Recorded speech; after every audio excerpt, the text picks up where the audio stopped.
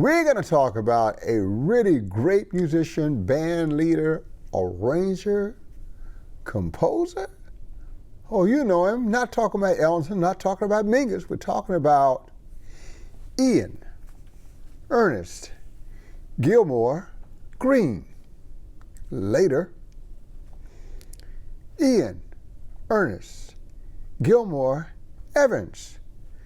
And finally, to help us all out, Gil Evans. Born in 1912 in Toronto. That's right, this is Canadian American. He never met his biological father. So he grew up with his mother, who was a single parent. The biological father was reputed to have been a doctor who simply died before he was born. We really don't know that history very well. We do know that at some point the mother met and married John Evans, and his last name went from Green to Evans. He took on the stepfather's name. The stepfather was a miner. And so they moved a lot from Toronto to Saskatchewan to British Columbia and around in the Canadian outback, and finally into the Midwest and then Pacific, eventually settling in the Northern California area, Middle California area, went to the College of the Pacifics, ended up settling around Stockton. He really had an interest in music at a very early age. But of course, there was not a lot of finance in the family. And since the family moved a whole lot, there wasn't a lot of stability either. So young Gil found himself somewhere around 16, moving away from his mother and father in order to get a more stable life and living with friends. He had started playing music. He started to experiment with arranging a little bit, was playing in little pickup bands and bars and things like that, in ballrooms for dances and whatnot with some of his friends. And just gradually, very slowly absorbing all of the things around him and living the life of a young working musician. Somewhere along the line, he discovered the music of Duke Ellington and Louis Armstrong, and lightning struck. That was a great motivator for him, and now he shifts into high gear with his musical aspirations, both as a keyboard player, which he was, an accomplished keyboard player, but mostly as an arranger, an orchestrator, a composer. That was what he really, really liked to do. He found himself in the Hollywood area around 1937, 38, 39, working with Claude Thornhill, who was working on the Bob Hope Show. So those early Bob Hope shows in the late 30s and early 40s featured the arrangements of a very, very young Gil Evans. And he continued to do that work for quite a few years, arranging here and there for the NBC orchestras and for the Hollywood ensembles and for other ensembles in the Hollywood area. He maintained his Canadian citizenship right up until about 1946, when he decided to enlist in the U.S. Army. At that point, he gained dual citizenship, becoming an American citizen and serving in the service, and just playing a little bit, arranging a little bit, still not fully engaged in the scene, but learning. At some point, he ends up in New York, and that's very fertile ground for him. He continued his studies with arranging, not a formal education, but with some of the great orchestrators of the day. And at some point, he started having these little workshops, shall we call them, jam sessions, meeting, get-togethers, in the very, very mid-40s, late 40s at his basement apartment.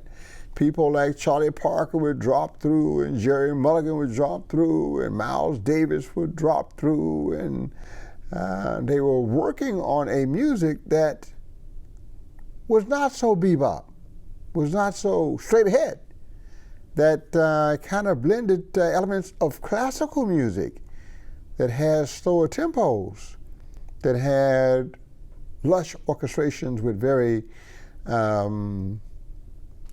surprising colors for jazz.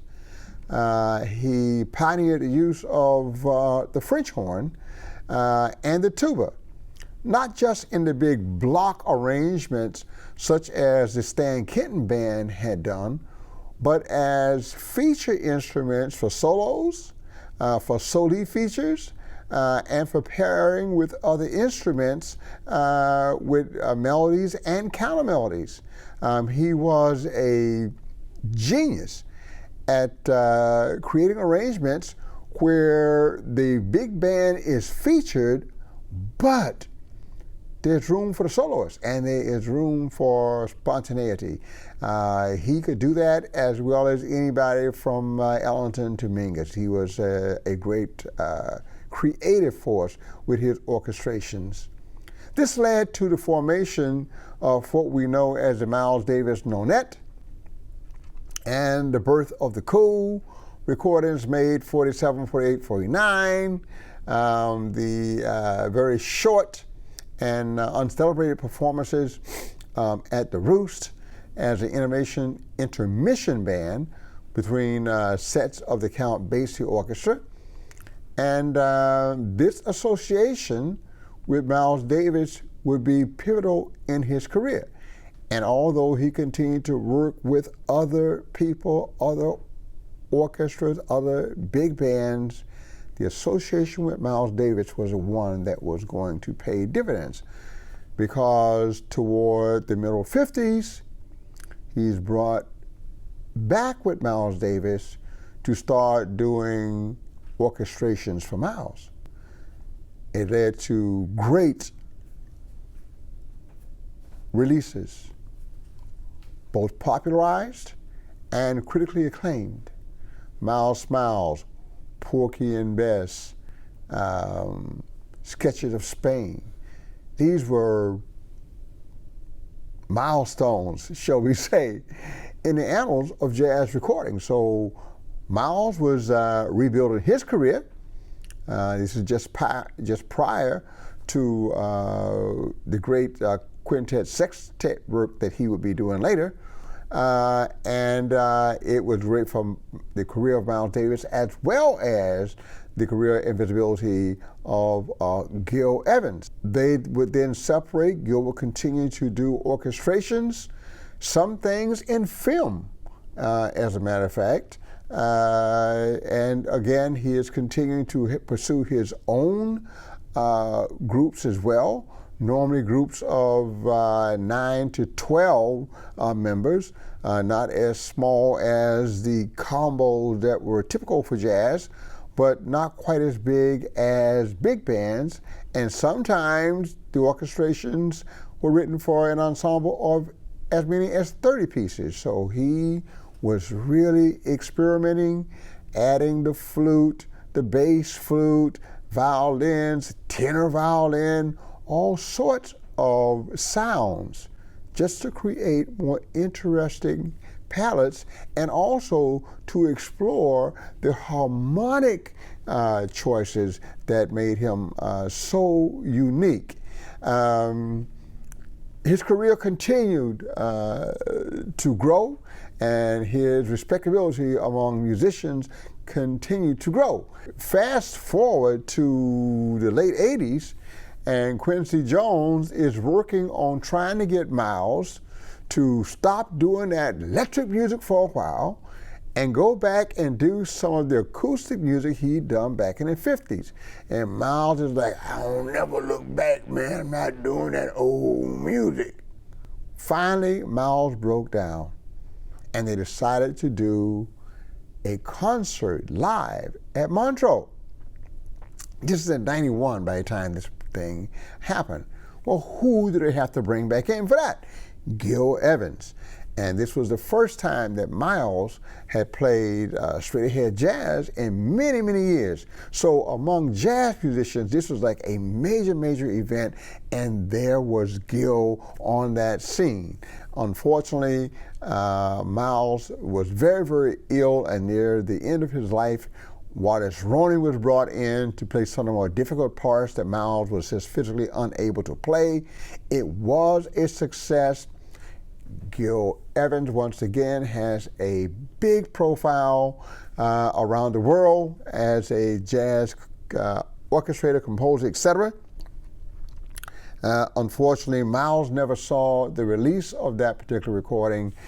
He died soon after the recording was completed, and that's one of the sad things about that occasion. He never got a chance to hear that work. But those of us who have heard it are very, very pleased that he did return home to that work, and that Gil was there with him to help provide those wonderful orchestrations. A lot of Gil's music, by the way, was destroyed in the great fires that we hear about in California that destroyed the works of a lot of jazz musicians.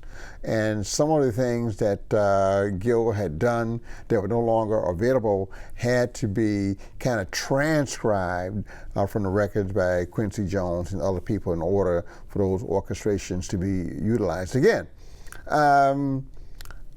Prior to this, while in his second marriage and one of the downturns in his career, his second wife suggested that he start listening to what was going on right now. And she thought that the person that he'd have the most affinity for would be Jimi Hendrix, of all people. So he started listening to Jimi Hendrix, and he was so excited about all the tonal things that Jimi was able to do with the guitar that he wanted to meet him. And unfortunately, Jimi died before they had a chance to meet. But later on, Gil shocked the jazz world by doing a complete recording of the music of Jimi Hendrix. And the extended version of Little Wing is one of the most incredible arrangements ever written. And of course, now this is the day of electronics. So Gil is now playing synthesizer, and he has thousands of sounds he can pull on right in this keyboard to fulfill his timbral needs. And he pioneered the use of two bass players early in his career, and will certainly use those two bass players with the recordings of Jimi Hendrix's music. He did not like commercialism, and although he did some work with a Strugaberto with the Brazilian music, he felt it was too commercial. He backed out of it. Later on, however, he did do a complete live album with Sting. And he did music with people like David Sanborn and Russell Malone and Tom Bones Malone. And he had a Monday night band at Sweet Basil's in New York for almost 5 years that featured one of his sons, who he named Miles, Miles Evans on trumpet, in the Monday night band at Sweet Basil's. They did that for about 5 years, had great recordings from those Monday night concerts. I have a really good friend named Bob Hoff who used to go there, and he always used to say with a smile, Sweet Basil's on Monday night. He just loved what was going on there. Gil lived a long life, and he contributed lots of great music. He revolutionized the art of orchestration in jazz. He was not a purist. He liked music, and he wished we could do away with all of these little delineations. So although jazz was the central force, he brought in classical, he brought in rock, he brought in blues, he brought in funk, he brought in whatever he needed to get his message across. The best thing you can do in order to really appreciate Gil Evans is to listen to his music, both the old stuff and the new. Last night I listened to the extended version of Little Wing, blown away by that. Of course, I'm a big Jimi Hendrix fan as well. You need to know that during his life, Gil Evans received at least 4 Grammy Awards. 4 throughout his career, and numerous nominations for Grammys. He received jazz awards from Downbeat in this country, and he was also considered Outstanding Lifetime Jazz awardee in Canada. He received awards from around the world because everybody appreciated his approach to music, his approach to orchestration, his approach to life. He lived a long life and played right to the very end. He left us at the ripe old age of 79 and made music right up to the last moment he had the strength to do it. And that's the story of a great musician who may have started out with very humble beginnings. He's probably the last guy who should have succeeded. But because he kept going, he kept learning and burning, he got noticed. His passion, his creativity, his intellect, and thank God, his music, which he left for us to continue to enjoy, to appreciate, and to marvel at. Thank you, Ian, Ernest, Gilmore, Green Evans. Gil Evans.